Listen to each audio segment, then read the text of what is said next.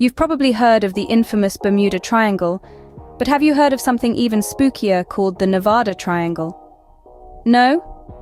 Well, it's believed that approximately 2,000 aircrafts have mysteriously vanished within the Nevada Triangle, which is a 25,000 square mile area close to Area 51. What's behind it all? And why have a high percentage of these aircrafts never been located? Let's find out more in this video, and please subscribe. Thank you. The Nevada Triangle is an area situated between the cities of Fresno, Las Vegas, and Reno, with panoramic views of the high peaks of the Sierra Nevada mountain range. Beneath the triangle, you will find Yosemite, Kings Canyon, and Sequoia National Parks. To the northwest of Las Vegas and to the eastern edge of the Nevada Triangle, you will find one of the most highly classified government facilities on the planet, also known as Area 51, which has been in operation since 1955 and is used to develop and test weapons and even experimental aircraft. Anybody attempting to enter the site will quickly be escorted off, if I phrase that nicely. I mention Area 51 as the government facility is tasked with taking down anything that gets too close to it, and may or may not be a factor in what's going on over the Nevada Triangle, despite aircrafts going missing since the base opened, but we'll pick this up again later, when reviewing various incidents and theories. Since as early as 1938, and coincidentally, the same year Area 51 began doing its research before officially opening in 1955, over 2,000 aircrafts have vanished over the Nevada Triangle, which is roughly one a week, so I find it rather alarming that more people aren't talking about this, considering a lot of the crash sites are unknown. In addition to disappearing planes, people have also gone missing too, but I'll take my tinfoil hat off for the time being to cover this some more. The aircrafts vanishing over the Nevada Triangle are not your regular passenger planes, or flown by pilots with few flying hours.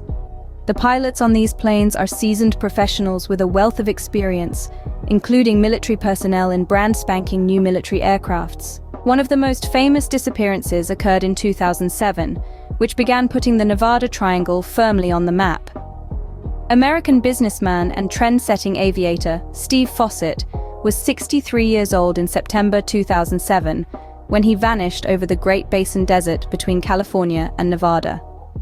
Steve had a resume of achievements that you or I could only dream of, including being the first person to fly solo non-stop around the world in a balloon and in a fixed-wing aircraft. On the 3rd of September 2007, Steve took off from a private airstrip in Smith Valley, Nevada, flying a light aircraft, being a single-engine champion. After 6 hours, Steve had not returned, not landed anywhere else, and the plane's emergency locator transmitter was not responding. Steve had enough fuel for a 4 or 5 hour flight, and was extremely decorated with experience, so when he didn't return, a search and rescue attempt was deployed. Steve's wife Peggy feared the worst, and 2 weeks went by with no sign of any wreckage, nor Steve. As the search continued, the team found 3 other unidentified aircrafts, some of which had been missing for decades, but not Steve and his single-engine champion, and on October the 2nd, a month after Steve's disappearance, rescue attempts were pulled. A little over a year after Steve and his plane had disappeared, a significant update was received. A hiker in eastern Sierra Nevada in California stumbled across 3 ID cards on the 29th of September 2008. Those cards belonged to Steve Fossett, sparking a reopening of the case. A few days later, the wreckage of Steve's plane was located not too far from where the hiker found Steve's identification. The search continued for Steve's body, and whilst bones and bodies were found, none of them could be definitively confirmed as Steve's. On November 3, 2008, California police coroners eventually identified DNA from one of the bone parts as being Steve Fossett's. It is believed that Steve would have died on impact of the plane crashing and that animals had dragged his body away. In 2009, the probable cause of the crash was attributed to, and I quote, "the pilot's inadvertent encounter with downdrafts that exceeded the climb capability of the airplane. Contributing to the accident were the downdrafts, high-density altitude, and mountainous terrain."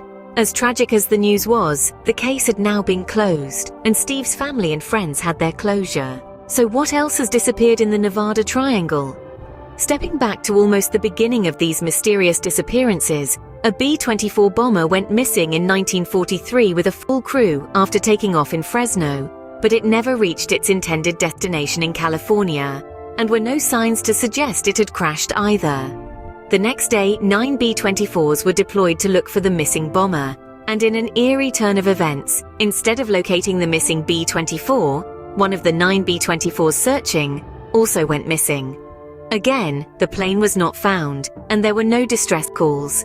It simply got plucked out of the sky and was gone forever, like this particular model was a flying coffin. In 1955, Huntington Lake Reservoir was being drained for repairs to the dam. The second missing B-24 was located on the bed of the reservoir with all 5 souls on board still strapped into their positions, and still no sign of the first B-24 until 1960, when divers believed they found it at the bottom of an unnamed lake, now named Hester Lake, after the second pilot. In 1957, 23-year-old U.S. Air Force First Lieutenant David Steves was flying a T-33 jet trainer over California's Kings Canyon National Park when it went missing. As of 2024, the aircraft has never been found. However, the pilot has. Whilst the military had declared David dead, just 52 days after the disappearance, David reappeared.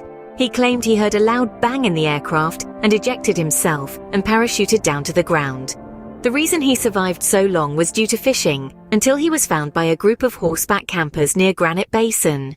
Not everybody believed this story. Some say David had stolen the plane to sell to the Russians, and whilst there is no evidence to support this theory, David requested discharge from the Air Force. He maintained his story until the young age of 31, when he died in 1965 at the Boise, Idaho airport, following the crash of a Stinson airplane that he had modified. In 1977, Boy Scouts found a parachute on a hiking trip. The sleeve matched that of David Steves. There are numerous other planes that were being flown by highly experienced pilots that have also disappeared, and their bodies and planes have still never been found. So now let's get a little bit creepy. In 1986, 35-year-old Major Ross Mulhare, who was a resident of River Edge, New Jersey, and based at Nellis Air Force Base in Nevada, was involved in an incident that led to some speculation. Ross was flying a Lockheed-built stealth fighter, which was an experimental craft designed with special materials and structural features to evade enemy radar systems, when he crashed into a mountain in Southern California. It is also alleged that he was operating a secretly acquired Soviet aircraft or similar experimental fighter plane that was even less known of than the very secret Lockheed aircraft in question. When Nellis Air Force Base were asked to comment on the event, they responded that Ross's position was classified and they could not discuss it. The cause of the crash has never been revealed, but worth noting that Lockheed Martin designed the plane and may have been a distinguishing shape, such as a saucer. So what causes so many aircraft to vanish or crash over the Nevada Triangle? There are a number of suggestions, including the weather, being that powerful downdrafts can catch pilots off guard, although many aircrafts recovered suggest this was not applicable to them. It is also said that the mountain ranges within the Nevada Triangle, creating atmospheric pressures known as the mountain wave effect, which essentially pulls an aircraft from the sky, giving the pilot no chance of controlling. Given the complex and rugged landscape, there is a possibility that all 2,000 aircrafts that fell from the sky could be somewhere within the dense terrain. Some suggest pilot error, but is often discounted, as there are far too many incidents all in the one area, and of course, these pilots are mostly of military level, with hours and hours clocked up on their flying time on much newer and safer aircrafts. The explanation I like most, but struggle to comprehend as rational, being the simpleton I am, is something Einstein once said. He suggested that space and time are woven together, and when they are, they form a clean four-dimensional fabric known as space-time. A study by NASA proved that Einstein was correct, and that also the space-time vortex surrounding Earth is often distorted due to the rotating motion of the planet. Some theorists say a rift had occurred in the fabric, causing small portals to open up in the Nevada Triangle. But there has been no proof to date of such a rift, and so the questions of where these portals lead to and why they would have been formed in these specific locations still need to be answered. Are there really 1,000 or so planes sitting in these vortexes waiting to fly back? The most likely and plausible explanation for the vast number of disappearances is likely a combination of pilot error, challenging terrain, and unexpected rapid-changing weather. In Fawcett's case, the NTSB concluded that he encountered a significant downdraft of 400 miles per hour far too strong for his aircraft to overcome, yet the most popular theory always route back to Area 51 and the shooting down of planes for getting too close to their secrets. What do you think? Let me know in the comments and please subscribe. Thank you.